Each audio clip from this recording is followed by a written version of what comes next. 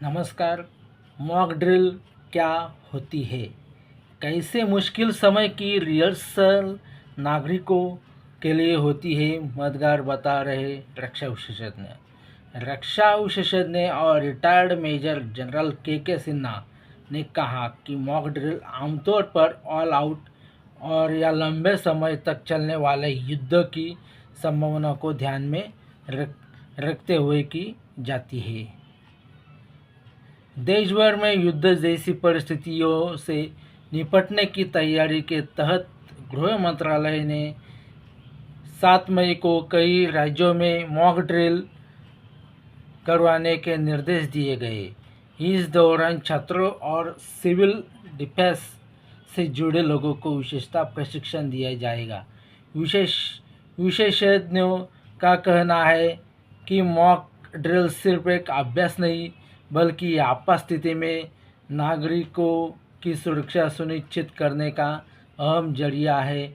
बता दें कि मॉक ड्रिल युद्ध या आपदा जैसी किसी बड़ी आपात स्थिति में पहले की जाने वाली तैयारी होती है। ऑल आउट वार की स्थिति में जरूरी मॉक ड्रिल। रक्षा विशेषज्ञ और रिटायर्ड मेजर जनरल के सिन्हा ने कहा कि मॉक ड्रिल आमतौर पर ऑल आउट और या लंबे समय तक चलने वाले युद्ध की संभावना को ध्यान में रखते हुए की जाती है। उन्होंने कहा, ऐसा अभ्यास 1971 के युद्ध के दौरान हुआ था। कारगिल के दौरान ऐसा कोई मॉक ड्रिल कहीं पर भी नहीं हुआ, क्योंकि हम उसको एक लिमिटेड सेक्टर में ही सीमित रखना चाहते हैं।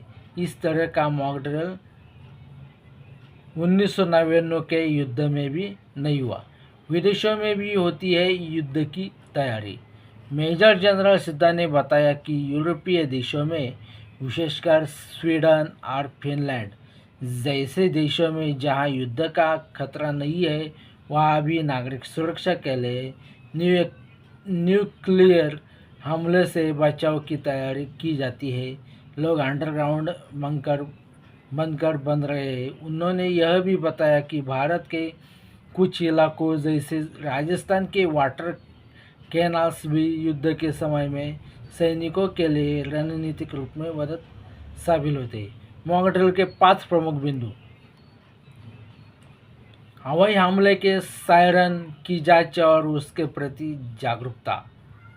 हमले की स्थिति में नागरिकों और छात्रों को अलर्ट करना।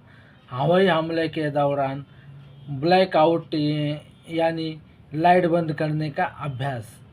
दुश्मन के विमानों से बचाव के लिए यंत्रणों को ढकने और छुपाने की ट्रेनिंग।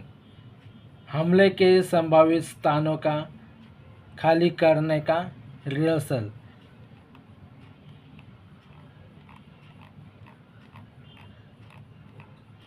धन्यवाद।